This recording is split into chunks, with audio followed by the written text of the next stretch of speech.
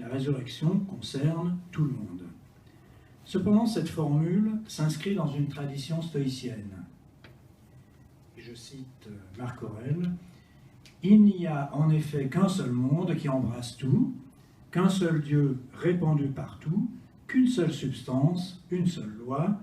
une seule raison commune à tous les êtres intelligents, une aussi est la vérité, puisque la perfection pour les êtres de même nature et participant de la même raison, et Dieu voit à nu tous les principes directeurs sous leurs enveloppes matérielles. » Fin de citation. Cette formulation, avec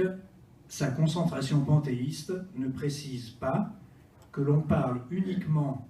des personnes, mais s'agissant de tout embrasser, on peut comprendre aussi que cela inclut les choses. Or, une tradition ancienne selon laquelle l'univers devait disparaître à la fin des temps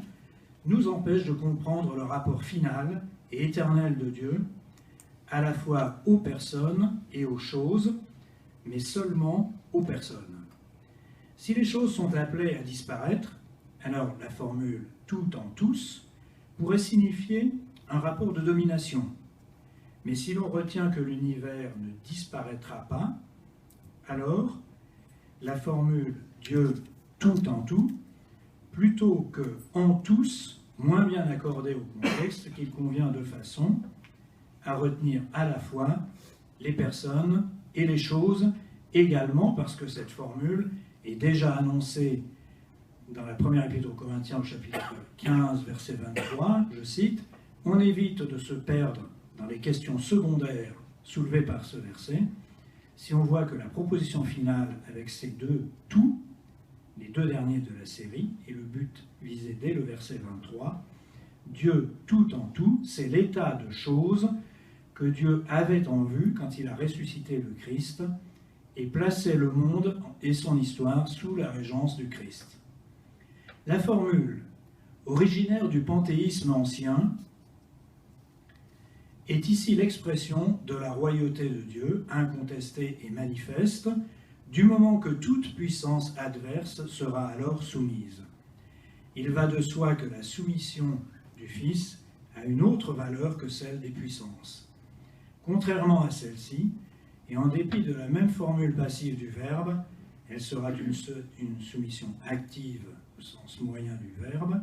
signal de l'accomplissement de la mission et couronnement de l'être pour Dieu, qui est un être pour nous. D'après ce texte, il faut donc choisir entre deux traductions, l'une qui donne le sens de la soumission, tout en tous, et l'autre de la souveraineté, tout en tout. C'est